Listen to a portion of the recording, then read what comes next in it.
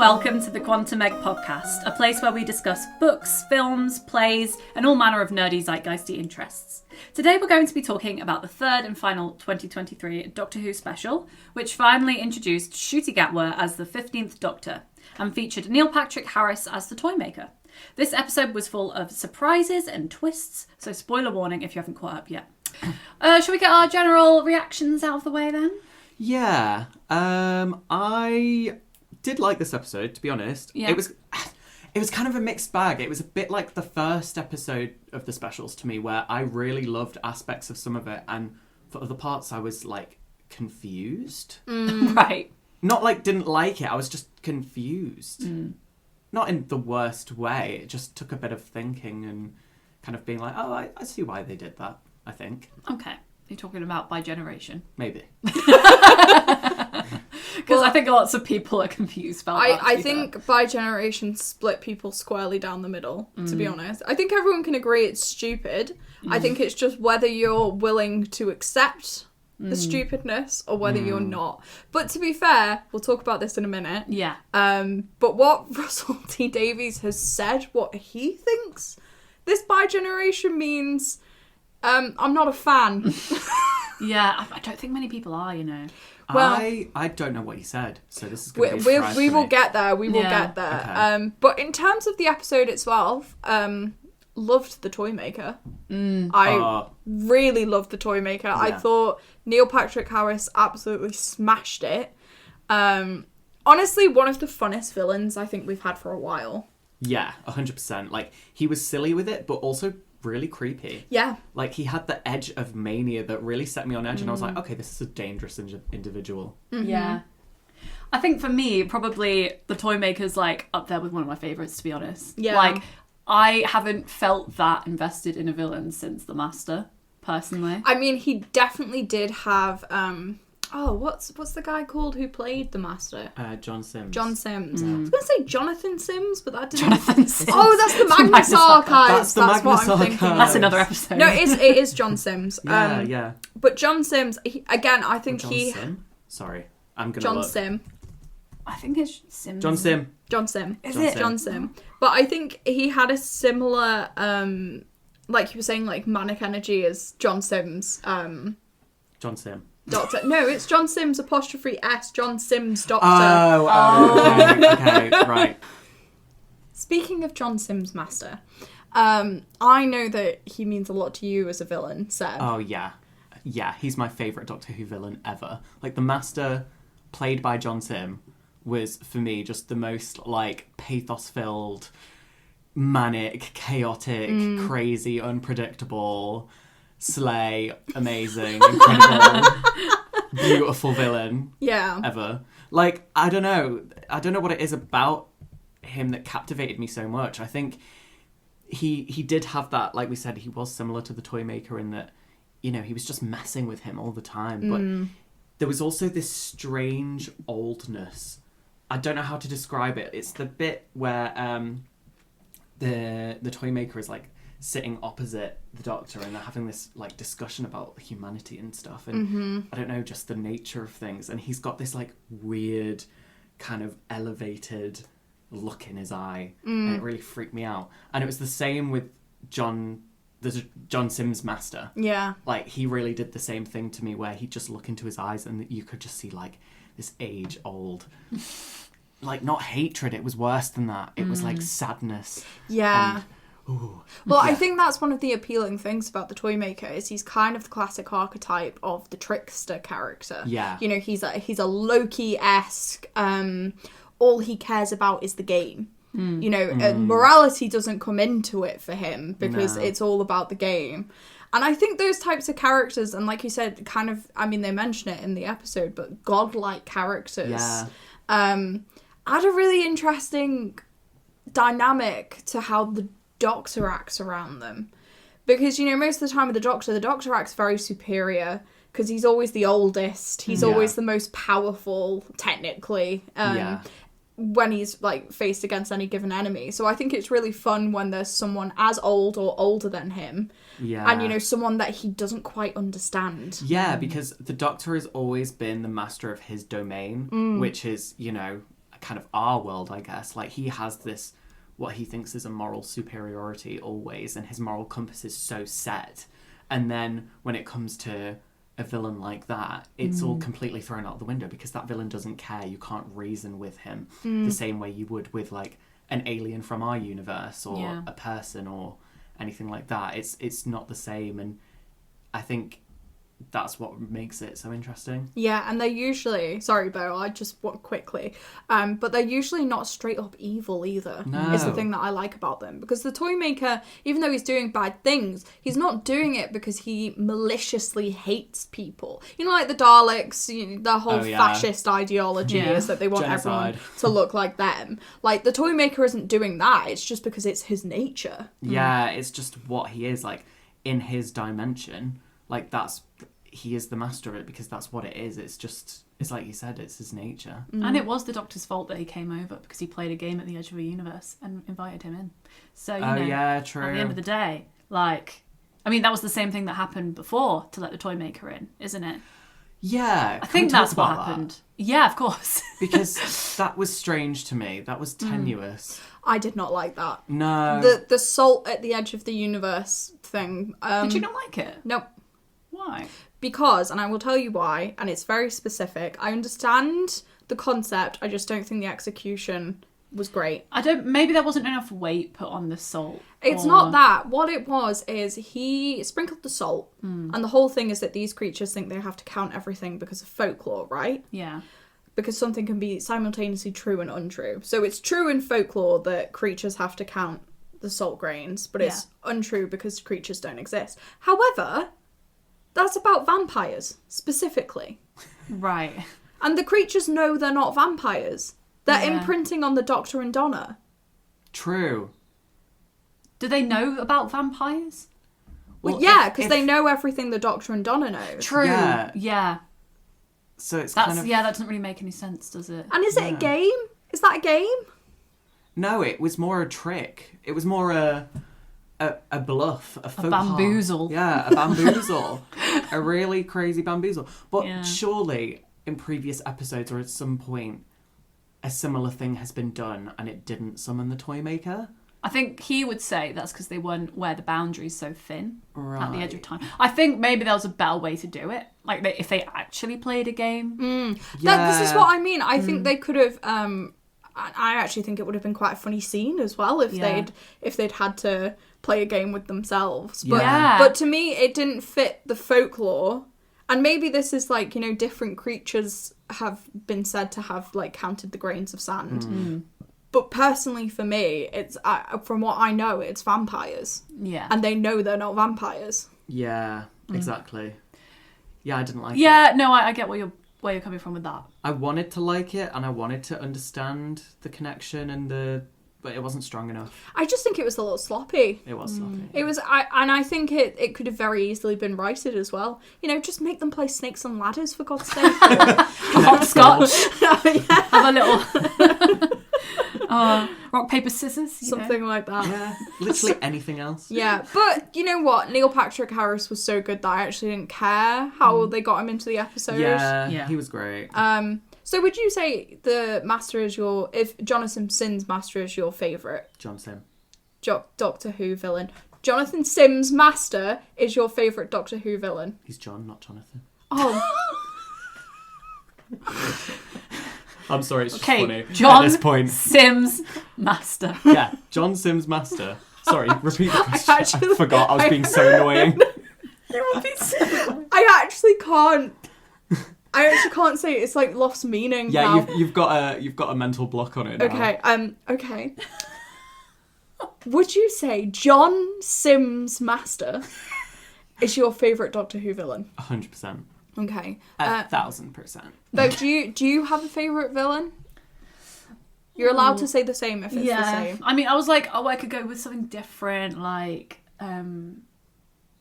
no, he is my favourite. He is my favourite. Yeah, I would agree.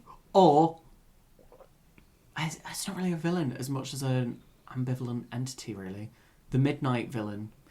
Yeah, that's what I was actually, thinking it is a of. villain. It is a villain. I was thinking of that one, but then I was like, he doesn't have the same It's camp not- flair. No. So Also, it was one episode, It's one where, episode. I mean, how many... there's quite a few Master episodes. Yeah, there's quite a few. what's the metric as well? Are we going with how much I like them or how scary they are? Because obviously the Midnight much you Villain like is them? scary.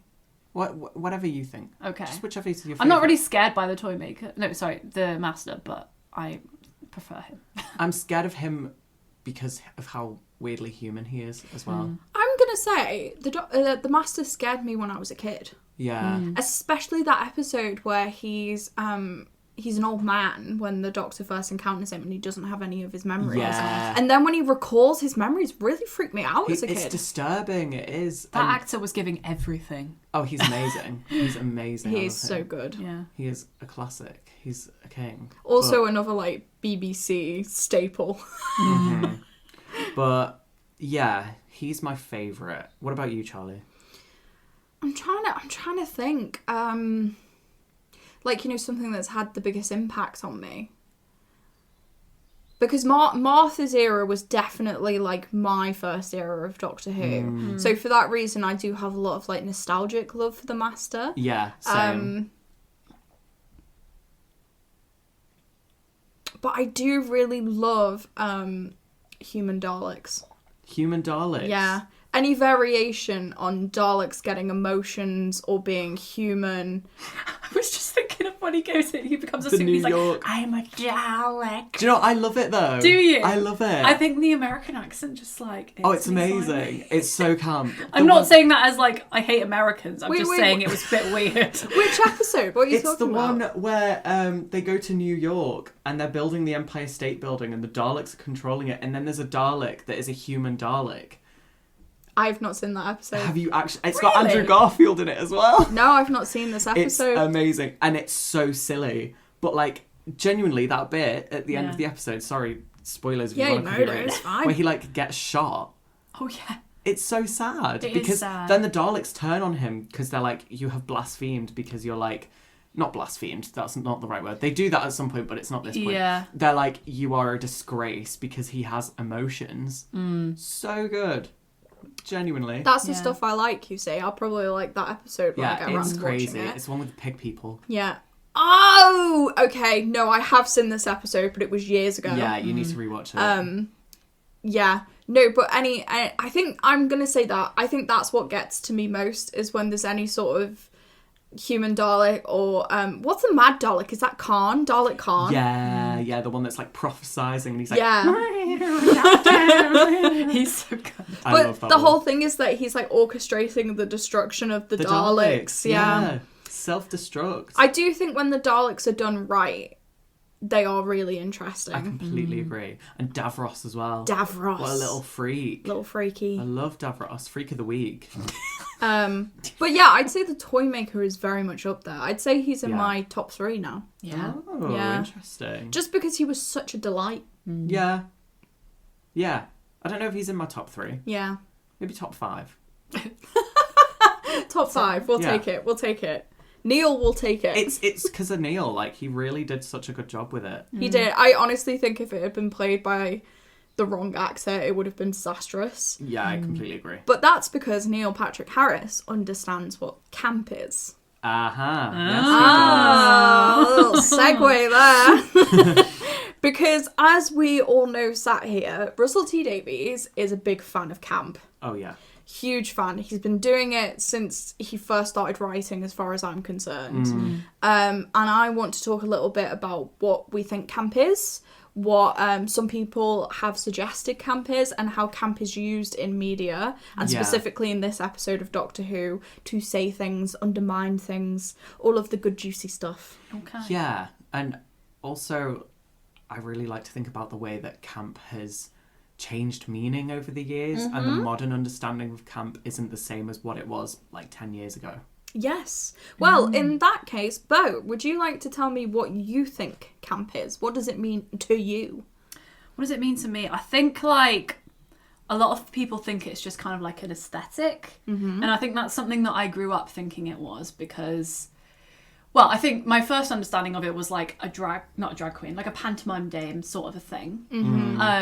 And then it kind of like it became more with RuPaul and stuff, with RuPaul's Drag Race, it became more like about aesthetics and like affecting a certain like language and perfecting like the art of looking like a fishy woman, as they call it.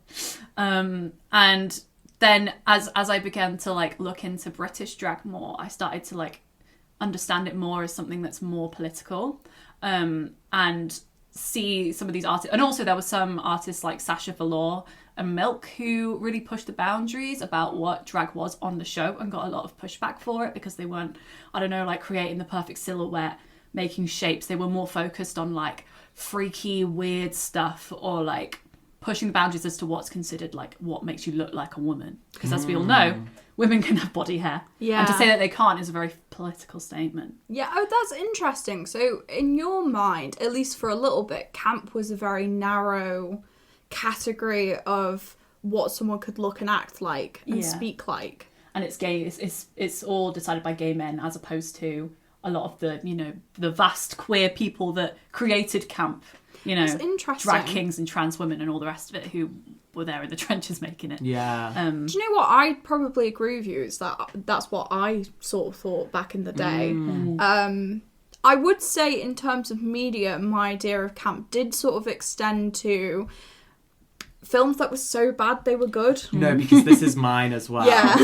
It's like entertainment for entertainment's sake, regardless of whether it makes sense, whether it looks convincing, like whether it's good. Like I think of like bad CGI. Do you know what really screams camp to me? The 10th Kingdom. The 10th Kingdom. And if you've not seen it, it is like, it's a fantasy show and it's just unhinged. Like the characters are crazy. Like I feel like the writers were on some really nice drugs when they wrote it. And it's wholesome, but like unapologetically so. It's iconic. It's silly. It's influenced by pop culture, but like not in a clever way, just in a silly, random way. Yeah, and it's still brilliant. The two things I think about when I think about camp. The first is The Room. Oh, The Room, so camp.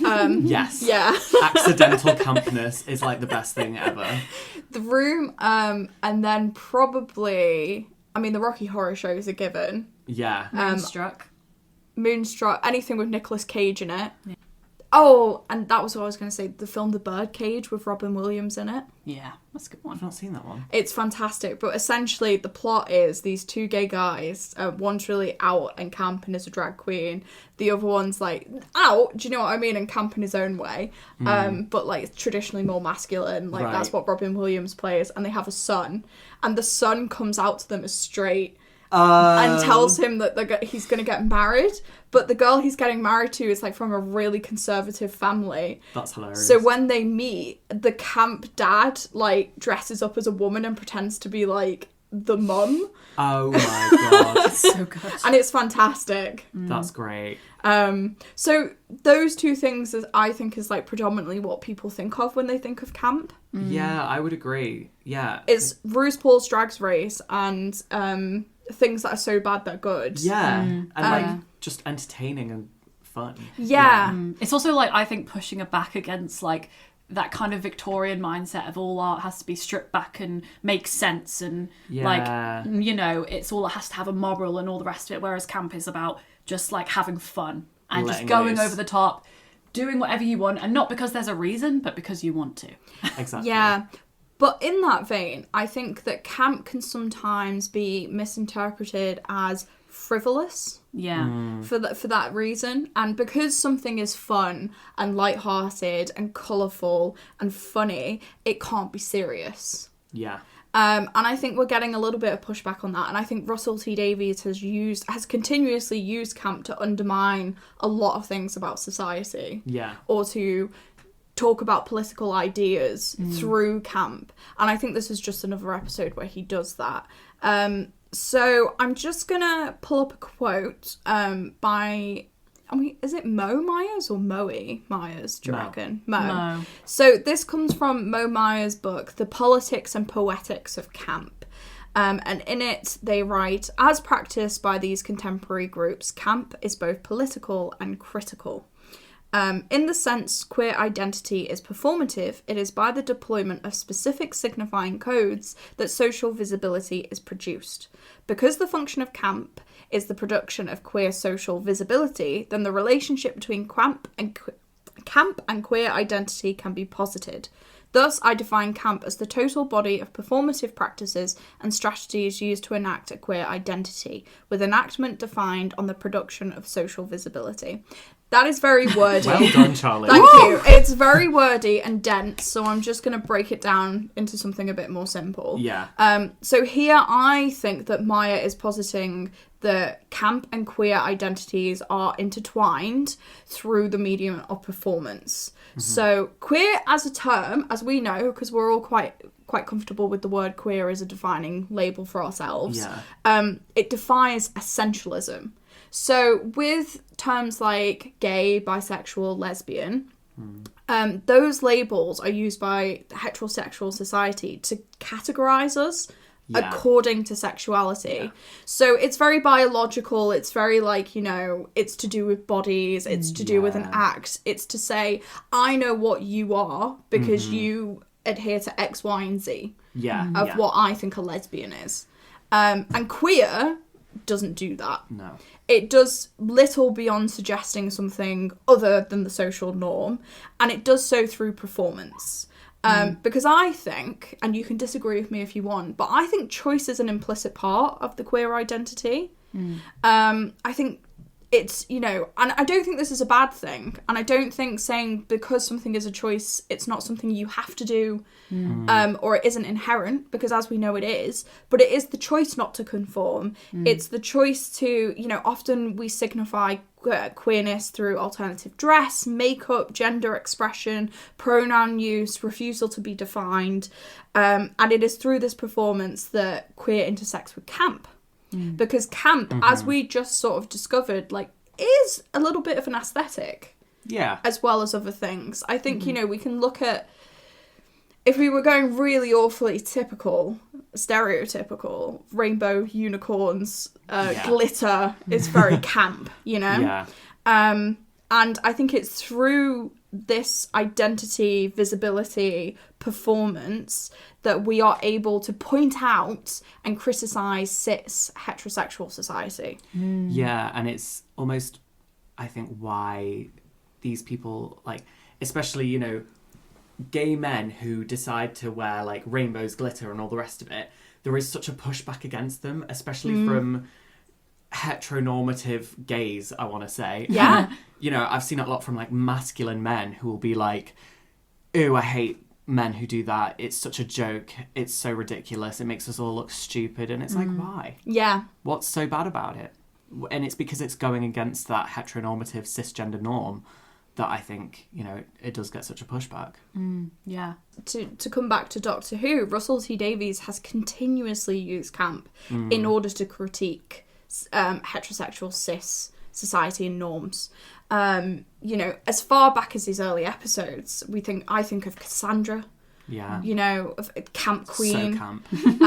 I think of, what are some other really campy Russell T Davies old episodes? I think because we were talking about Dalek in Manhattan, I went back to that woman, the one who does the cabaret performance in the middle of the episode. Yeah. It's not a villain, but it's a very campy. She's still camp. Yeah. The cat nurses. The cat nurses in is it New Earth or something, or I can't remember. New Earth. New Earth, something New like York. that. Yeah. Well, they go to New York or whatever it is. And that the cat people in that, they're so camp to me. They're ridiculous. I absolutely love them. Everything about Jack Harkness. Yeah. Camp. I would also suggest, the episode with the fat aliens, the aliens made of fat. Oh, the adipose. The woman who's in charge of it. She's camp. So camp. Oh my god. Yeah. So we know that Russell does this, and it's always to point something out. Like with the adipose episode, it's about the ridiculousness of diet culture, things like that. So how do you think he uses camp in this episode?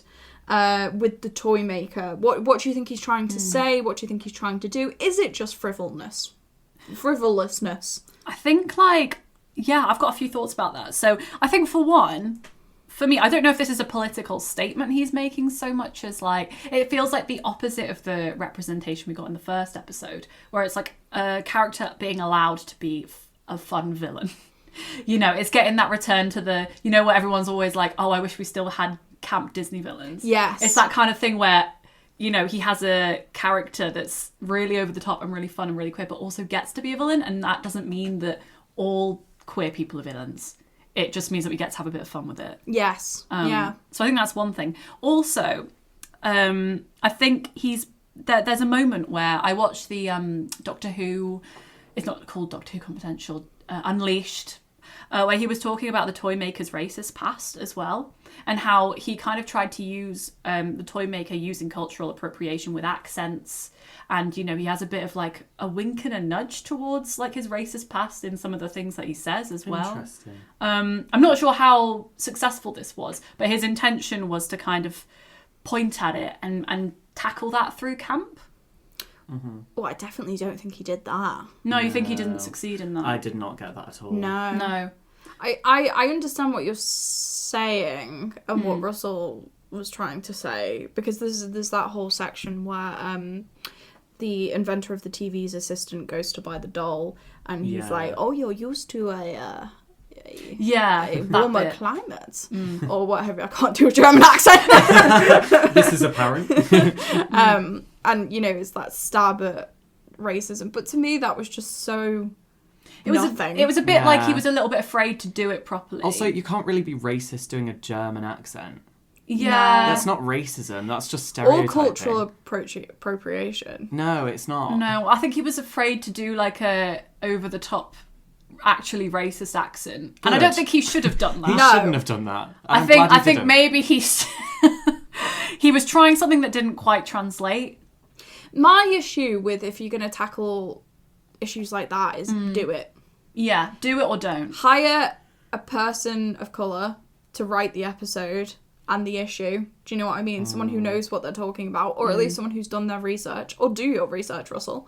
You know?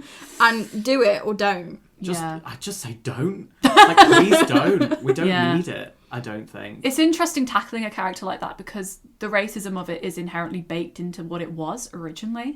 Like, and it's interesting to think, like, why did he not go with a new one rather than going back to an old one that obviously was so problematic?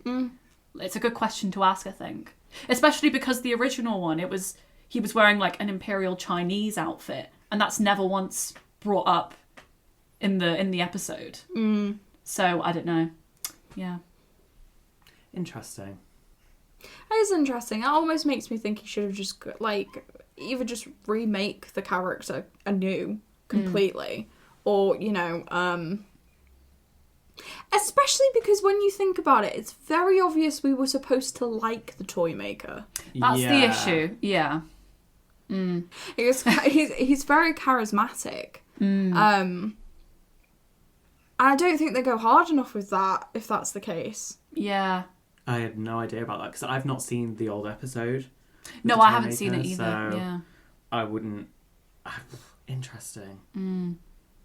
I also don't think he uses camp to like critique that at all. No. Well, his camp kind of like German accent thing. Yeah, that doesn't critique anything. No, it's just for laughs, really, isn't it? Yeah. Yeah. Like, you can't, like Seb said, you can't culturally appropriate German culture. No. Like, it's not. It's no. Yeah. Especially not through an accent. And not a very good one, let's be honest. Yeah, it was. I thought it was purposefully ridiculous and over the top. Yeah. Also, if we're getting technical, he's a god and an entity, so even when he slips into his English accent, he's culturally appropriating. Well, I think that's what he... Yeah. Yeah. I just don't think there's any point in employing those sorts of, like, cultural implications and racial implications to a character that is from its own dimension, which does not have a hint of moral superiority or anything. It is a bit weird that it would do a microaggression. Well, well, this is... Okay, so there's two schools of thought intersecting here. This is the issue. Because, Seb, you're coming at it from, and this is completely valid, but an internal story logic. In which, yes, completely. Someone from another dimension would not have the same idea of microaggressions and racial biases that a human would have. Yeah. But we're also looking at it from, we're critiquing a past of Doctor Who, which was racist. Yeah. Sure. And this is where I think, like, it didn't do one or the other. Yeah. It just kind of half-heartedly did both, if that's the case. Yeah. Which isn't going to satisfy anyone. No. Yeah. Not if that's what they're trying to get across as well. If they're trying to say something with it. Yeah. You know what I mean? Yeah. I just think you can't simultaneously do both. No. You can't have that internal logic of, like, you know, I don't understand the world that you live in because I'm an entity and a god. But also I'm racist. Yeah. I mean, maybe he just did it for the lols, who knows? But also, like, if you're going to tackle the past ickiness of Doctor Who, do it. Do it properly. I can think of a lot of, like, creative ways that you could do that. Well, they've also, you know, they did it before a lot more successfully, didn't they? With the episode that, was it Mallory Blackman wrote? Yes, that was a very successful episode that tackled race. Rosa Parks episode. Yeah. It did. A lot of people liked that episode. And again, this is what I said. If you're going to do that, bring in another writer who knows what they're talking about. Yeah. We're chalking that up as a failure, Russell. Sorry. Nice try, but... But to get back to camp, because I think we sort of came away from that. Segued into... Yeah. I'm thinking of the toy maker's whole shebang of him making everyone want to be right all the time, which is very obviously like a shout out to, or a comparison to, the age of the internet, where everyone just dogpiles on everyone and there's no nuance anymore. Yeah. And that's what Russell was aiming for with that. Was it heavy-handed? Yes. Was it successful? What do you think? Not to me. Yeah. Because I didn't really get that. I was just like, oh, he's messing with people. Yeah. And making everybody just say what they think they like. And it was just, I don't know. Yeah. It was just a feature. It didn't feel very political to you? No. Okay. It could have done. I don't know. I didn't really think about it that much. Yeah. I thought it was pretty successful. Like, for me, I was like, instantly like, oh, I get it. Because it's like, oh, this is like the world just becoming like Twitter. Yeah, but did it say anything about it? I think it said that people have opinions. It's like, you shouldn't assume or something. But like, the thing is, this is why it's not successful to me. So there's that whole bit where, I can't remember her name, she's in unit, she decides to like show the Doctor what happens if you take off like the band that stops them all doing that. And then she insults the woman with the wheelchair and she's like, I've seen you walk and stuff. But then as soon as she gets it back on, she's like, I'm so sorry, that was awful. And it's like, well, even if there's that thing in your brain that's like, oh, I have this bias against like disabled people or whoever it is, and like there's also a mechanism in your brain that stops you from doing that and goes, but I'm better than that. I know that's not the truth. And, you know, that's not the right thing to say. And she knows that's not right. So yes, it doesn't really work. Okay, so I think the point here was that what the toy maker was doing is that it was simulating how reasonable people who in life wouldn't say that become monsters on the internet who think they can say anything through anonymity. I don't know if that's true. I think that people like that, who say that sort of thing on the internet, are also unreasonable in real life. Oh, I don't know if that's the case, you know. Really? I think there's quite a lot of people who will say things online that they'd never say in life. I'm not saying they wouldn't say it in life, but I think that their behaviour might reflect that sort of side to them. I think they would it would manifest in other ways, just from personal experience. I don't know. I've seen, like, I think people go through phases in life. Like, if I think of myself on the other side of the political spectrum, like when I was a teenager, like, I went in pretty hard on people on the internet. Or, like, even before that. Like, obviously I grew out of it. I became a better person. I learned, I grew. But there was still that. I think the internet does have that effect on you. But were you not also unreasonable as a teenager in, like, your day-to-day life? Yes, I suppose I was. This is what I mean with it. Feel free to disagree, obviously, okay. but I just don't. No. I think it was trying to say something about how I think it was trying to tell us something about how the world around us starts to drive us a bit crazy, right? Because the toy maker appears on all the screens and he's like slowly infecting us. That's kind of what it's like to be like shown headlines from the Daily Mail. I just think it's tired. I'm sorry. I think this is why I don't like it as well. It's like, ooh, the internet is affecting your brains. Well, no, but this is why I'm asking, because I don't think it did a good job. No, I don't think so. I think it was very surface level. Very just there. Very much like, screen's bad. And like Seb said, I think we've seen that so many times. I just can't be bothered with that trope anymore. Like, say something more nuanced about it, you know. I don't know. Yeah, screen's bad. News bad. Do not read Twitter. Twitter bad. Fair enough. I think for me, it was nice to see someone address like dogpiling and like people jumping on a bandwagon and all the rest of it in media. But they didn't. They didn't do that. They all had their own individual, I'm right, you're wrong. Right. Because I think what you're describing would have been really interesting. Yeah. Right. If imagine in the episode, just to quickly rewrite it for a moment, but you had mobs of people who just went after people they decided were like wrong in some way. Yeah. Do you know what I mean? There was no herd mentality. No. Right. The point was it all went to chaos because everyone was doing their own individual thing. It was like the total opposite of that. Right. I see what you're saying. Yeah. So it was kind of like, we just all need to come together and hold hands is kind of like the vibe-ish I was getting from it, which like I never enjoy. It's just a bit boring. Yeah, fair enough. Is the thing. I think they could have done something really interesting with, like you said, with dogpiling and, you know, people getting wrong ideas and, like, bringing doxing to life, for example. Like, what would that look like in the real world? But it just wasn't done. You know, and I think a lot of it is because the toy maker stole the show. And, like, you know, I think Russell was more interested in Neil Patrick Harris getting to show off his incredible skills than he was in, like, kind of the political landscape he set up. Yeah. Yeah. It's interesting as well because you could have done something with it because it's not as if like dogpiling doesn't happen on every side of the political spectrum as well. Yeah. So like you didn't even have to do something like majorly radical. Well, imagine if, and this would have totally worked as like a villain thing, but the toy maker just convinced everyone that the Doctor was like, you know, the worst person on the planet and all of humanity was like out to get him. Yeah. Or something like that. Yeah, that would have been interesting. You know, or they're chasing down Donna Noble because gingers have no soul. You know? Just ridiculous things. Yeah. That would have been better. I think so. You should send him a letter and just say, We- do this instead. But this is my point. I think I do think some of the campness was just frivolous in this episode. I agree.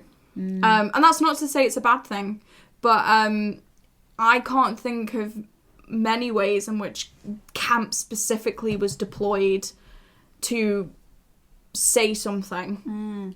Yeah. I think I would have disagreed with you at the start of this conversation, but I think I agree with you now. I'm just that good. Yeah, you are. I'm like, yeah. The only thing I want to say, I have one more thing to say, and it was from the beginning of the episode. My one complaint, because I love Neil Patrick Harris. I know I've been ragging on this episode in terms of like the philosophy and politics of it, but I loved it just as like entertainment. Oh yeah. However, Neil Patrick Harris should have sang. Yeah. He should have sang. I thought the lip sync was weird. It was a bit strange when you think about it. I think it was a bit awkward. And I think it would have been a lot cooler if he was actually singing. Was he trying to do a kind of like drag queen thing? 100%. Yeah, 100%. But why hire Neil Patrick Harris for a role like that if he's not singing? You know what I mean? Yeah. The guy's talented. 100%.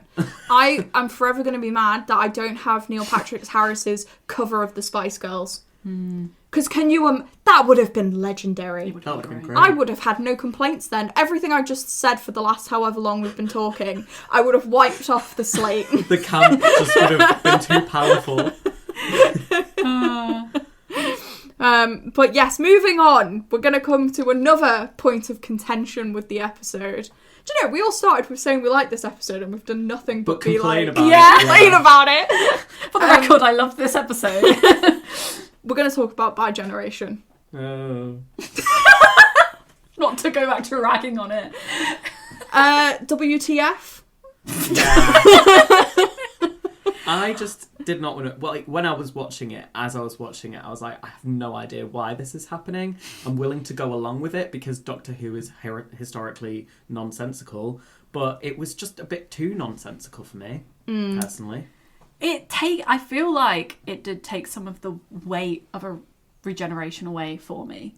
Yeah. And it felt like when they brought back Gallifrey, and I was like, this ruins everything, because I liked the Doctor as kind of like a lone wolf, like walking through the universe alone. Like that was. It's so funny to me thinking of him as a lone wolf, because he's like more like a lone whippet. Or some sad looking dog, you know. Yeah, a lone whippet with a little tie on it. Sorry. But yeah, it took away some of the weight from the regeneration. Because if I know that they're just like hanging out somewhere. Well, this is the thing that Seb doesn't know. So in Russell T Davies' commentary on the show, he talks about how in his mind, it's not yet to become canon. Oh God. However, in his mind, all of the Doctors simultaneously like regenerated, like every Doctor ever, and it's just like outliving their lives now. Yeah, bi-generated. Bi-generators. Yeah. But why? Because the writers can't seem to stop meddling with every single season that has happened. There's so much like pathos, however you want to say it, to the regeneration as a tool, like as a storytelling tool. Like that's what I loved about it. You know, it's like, wow, that Doctor really is dead. And they've said it so many times where it's like, well, the old me is gone forever, but there's a new me. And it's so like, it completely takes away from that. It's also like something that we can all relate to, being like, we have a past version of ourselves who as we trans love. People. Oh, yeah, that as well. That as sure. well. Oh, yeah. Sorry. Just in general. Or just in general, like, you know, that you're like, oh, that person's gone, but I'll always love them. And that's a very human thing. And that's not taken away, because there's all these split off versions of him, like a Hydra. I am not a fan. No. I am not a fan at all. I was willing to allow it simply because I want David Tennant's Doctor to be happy. See, I thought it was just David Tennant's Doctor that was alive. Well, currently in canon it is. Right. This is what Russell has said on, like, off the record, basically, like, when he's thinking about it. It scares me that could potentially become canon. But even then, like, with David Tennant's, like, I would have preferred it if he just regenerated. And you know how when... It's so sad, but in the first one where he's like, I don't want to go. If this one, he'd been like, I'm ready to go. Yeah. That would have been so nice. And it would have had that bittersweet ending for him. I also think there is an argument to be made that he simply, like, didn't have to die at the hands of the Toymaker. Could have retired with Donna. We could have done a time skip. Imagine this. Oh, I'm getting into it now. But Donna's an old woman. You know what I mean? Like, and the Doctor still looks like the Doctor, and she's on her deathbed. Oh, do you know what God, I mean? Like, sorry, I'm going for it.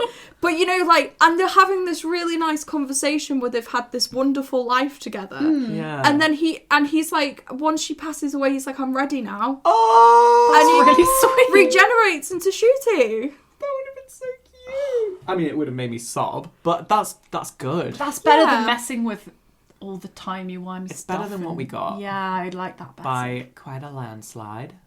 But it I would also, say. because like part of like the Doctor's tragedy and his appeal as a character is that he, you know, he's a classic immortal in the, and we talked about this in the first episode, but one of the like hallmarks of the immortal is that you outlive all of the people around you, and that's something you have to deal with. And it's him facing that for the first time, because he's always run away from his loved ones, because So he can't true. stand to watch them die, and yet he did this time. Yeah, and this You know? time he could see that there is peace Yeah. to be found in it as well. I'm sure he's very scared of death. You know? Yeah. Like, to face it. That would have been so good. Oh, can you write a fanfic? We'll fix it. I'll get on AO3 right away. Well, I'm angry now. Yeah. Yeah. I don't like it. And now we have to talk about the next one. No. Not quite yet. No, not quite yet. Well, actually, no. So we've all just agreed we kind of don't like the ending then. No. Yeah. No. My Don't God, like I it. feel like this whole episode is just us realising we don't like the episode. Yeah. We were like, we love Neil Patrick Harris as the toy maker, but otherwise, That's such a bummer. I will say, given what he was given, Shooting was amazing. Yeah, he was so Yeah. good. You disagree? No, I don't disagree. Okay. Also, side note, the ramp into the TARDIS was really lovely. That was It cute. was And I a wish nice that touch. Wilf had been able to use it. Yeah. Yeah. Just another sad little Thanks, comment. Bo. Needed that on top Mood of killer. everything else. Thank you. But yeah, no, I do think that Shootigatwa is a really nice choice for the Doctor. I agree. Yeah, He's we just have some opinions about the Goblin Christmas episode, which Which kind of dampened some of our excitement for New Who. New Who. good. Which is Yeah. sad because I was really, really excited. You know what? I hope the kids like it. Yeah, I hope the little kids enjoy it. I'm sure they loved the goblins. The goblins were cool. Were they? It sounds so mad. We do.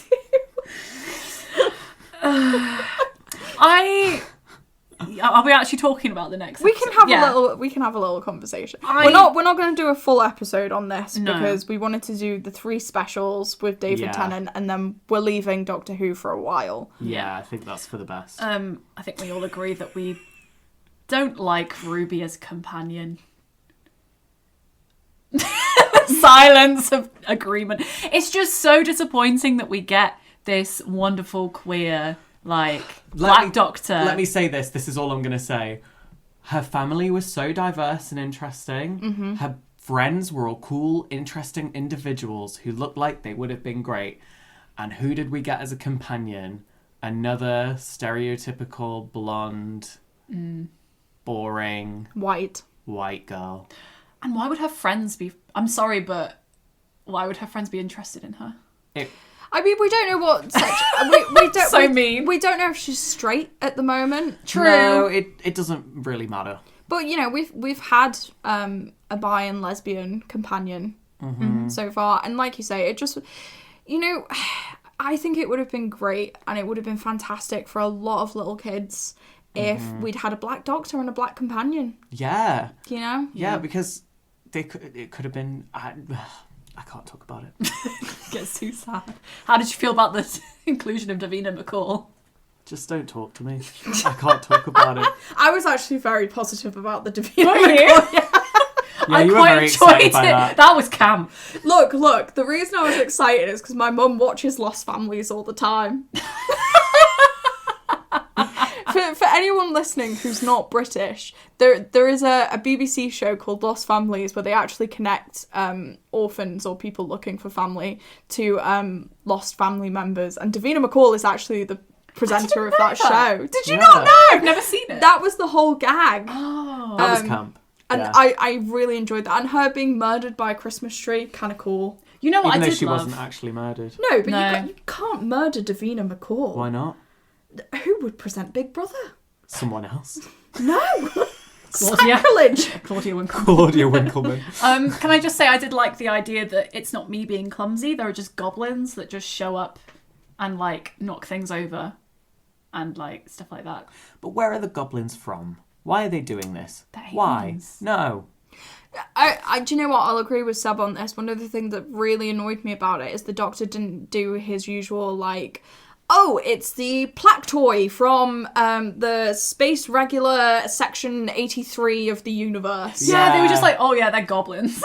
What? It made zero sense. The Vashta Narada alien race, it's the shadows, it's freaky. Blink, the angels, they're aliens. The But that's vampires. actually- the vampires, aliens. You know what I mean? There was an explanation. With this, there was nothing. We got nothing. They gave nothing. Why were they singing a pop song? They're goblins. Goblins. They're goblins. Make it more goblin-y. It was so pacifying. It was so unpalatable as a queer person that I'm like genuinely upset. I wanna say as well, and I hate this because I do feel like is it a nitpick? I don't know.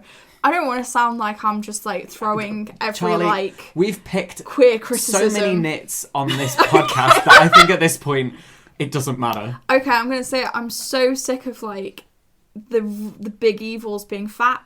Why was there a fat goblin? That's so true. Fat. That is so true. Like, and I'm gonna say it. Russell T Davies has a bad history with fat phobia in Doctor Who. So true. Doctor Who has a fat phobia problem. It does. I mean, oh god, that's a whole other episode, isn't it? Yeah, it is. But I saw it, and again, I was just disappointed. Yeah, that is disappointing. You know, I was like, I understand that it's not a human and it's a goblin, but still, the gag was there, wasn't it? Yeah. If there was ever a like plus size character in Doctor Who that was like good, I wouldn't. Yeah, I agree. We watched the Sabine episodes recently, and it gets worse and worse with more age that passes, and the older you get, and you're just like, why? Yeah. Like, it didn't have to be like that, you know? They could have just fit into small bodies. It's the Harry Potter problem. Speaking of which, next time we're going to talk about it. Yes, Harry Potter, let's tackle that beast. Oh yeah, there's a lot to tackle there. I had some reservations about talking about Harry Potter because I don't want to keep it in the zeitgeist. No, however, it's in the zeitgeist. It's so deeply lodged in there that I don't think us as three people running a small podcast are going to be able to keep it out of the zeitgeist. This is true. This is what I said to myself, and I was also interested because we were talking about how a lot of people associate Harry Potter with Christmas. True. And Christmas just passed, and it was an interesting sort of